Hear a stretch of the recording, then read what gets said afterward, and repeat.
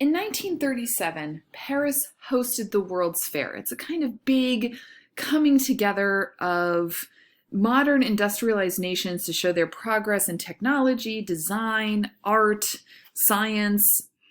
But of course, the political context in 1937 was very fraught. There was a lingering global depression, and Spain, right next door, was in the midst of a brutal civil war. And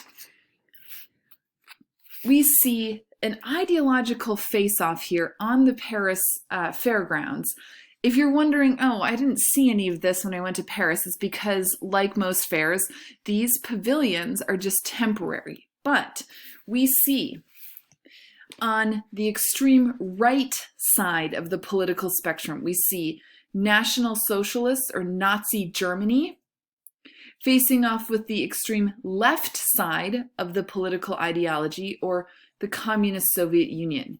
These are the two big political ideologies that meet at the fair, and they express their ideologies here in clearly in their design of their pavilions, where we see the kind of hypermasculinity of Nazi right-wing ideology, the kind of brute authoritarianism.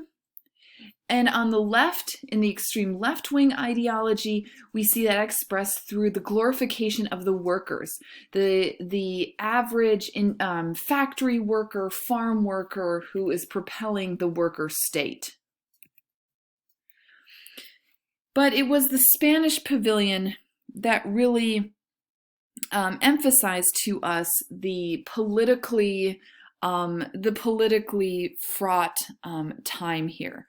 Spain was in the midst of a civil war, and the civil war brought two different sides pitted two different sides against each other. On one side, we have the Spanish forces hoping to uphold the dictatorship of Franco. On the other side, we see a group coming together to help overthrow Franco and bring in a democratic form of government.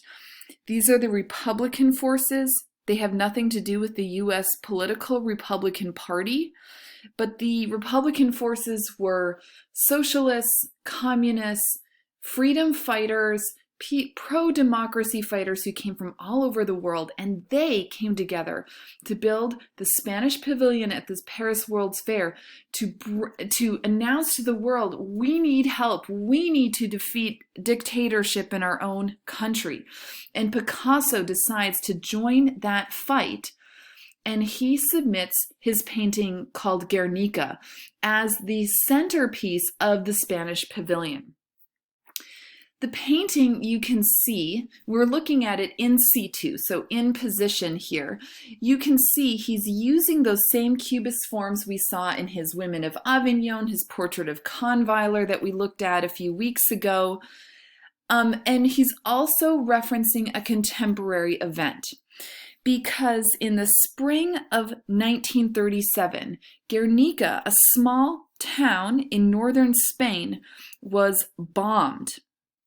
This might seem like a commonplace activity to us in wars today, but it is historically significant because the bombing of Guernica on April 26, 1937 was the first ever aerial bombing of civilians. Planes came down and leveled the city, as you can see in these photographs. And then machine gunners came in afterwards to shoot fleeing civilians. Now, at first, it was unclear. Who was responsible, whether it was the people who backed Franco and a dictatorship. Franco received a lot of support from Nazi Germany as well.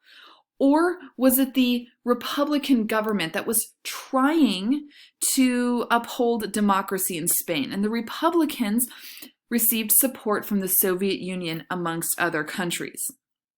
And so It was unclear, but it was later revealed that it was Nazi Germany who bombed Guernica on the side of Franco. And the Germans had been secretly remilitarizing their country, gearing up to start World War II just a few years later. So let's look at this Cubist style. How does Cubism convey the destruction of war? I mean, we see all of these fractured bodies. We see a woman holding her dead child, screaming out in pain. We see somebody in a burning building here on the left. We see all of this kind of Cubist abstracted fracturing that really conveys, I think, the violence that war brings, the fracturing that war brings to families, to lives, to towns, to societies. And I think it's also interesting that Picasso chooses a black and white color palette. I think this is really referring to the press, and we certainly know this, the importance of journalistic integrity, presenting facts, whether everyone wants those facts revealed or not, and how important that is to have information, clear information. And the free press was under attack in the Spanish Civil War, and I think using the black and white, the grayscale that we see in newspapers, Picasso is making that connection there. Guernica this painting has become a symbol for anti-war movements ever since 1937. Well, and actually let me back up here, because what happens in Spain, if you don't know, is that Franco wins. He reasserts his dictatorship. And Picasso says he will not show Guernica in Spain until democracy is restored, which doesn't happen until 1981, the year Franco dies. And this painting, Guernica, was still brought up all of these traumatic feelings that when it was brought back to Spain to be shown, it was shown with armed guards on either side behind bulletproof glass. And in every anti-war movement since, in the anti-Vietnam War protests against, here we see protests against the Israeli occupation of Gaza, images of Guernica have been used. And the most recent example here is this version of Guernica called Aleppo-Nica. Aleppo is a city in Syria. Syria is a country that has been in a brutal civil war for the past years, and we see the major players in Syria, Putin, Obama, being the European Union. Here we see this little EU suitcase being used here in this anti-war protest, calling for people to help intervene in Syria and end dictatorship and end the war. All right, let's go back to the Pacific, and we're going to look at a particular work of art that represents the plight of Indigenous Australians. Indigenous Australians make up less than 2% of the Australian population today, and they have been mistreated, neglected, oppressed by the Australian government for centuries. We can make some parallels, I think, to the plight of Indigenous Americans here in our country. And what I'm showing you on the map here of Australia is all of the different Aboriginal groups in Australia, representing thousands of different languages and cultural traditions. The work that we're going to look at is called the Barunga Statement. It's a combination of two painting styles, on the left and on the right, practiced by Aboriginal Australians with text in the middle.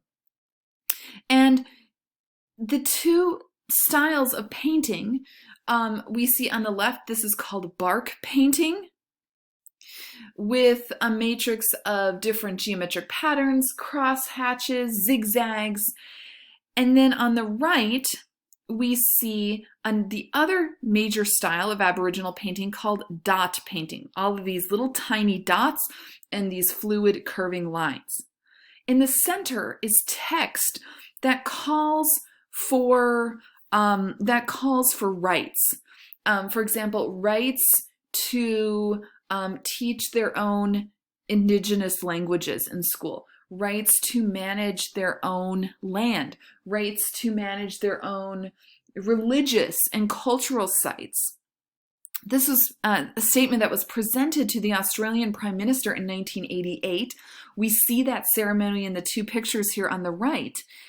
And the Burunga Statement now hangs in Parliament in Australia as a reminder to continue to strive for the full rights of Indigenous Australians, a project that is not yet completed. And this call to continue to work for social justice and equality. All right, this ends the modern section of our Power and Politics module, and we will move on to our new module then next week.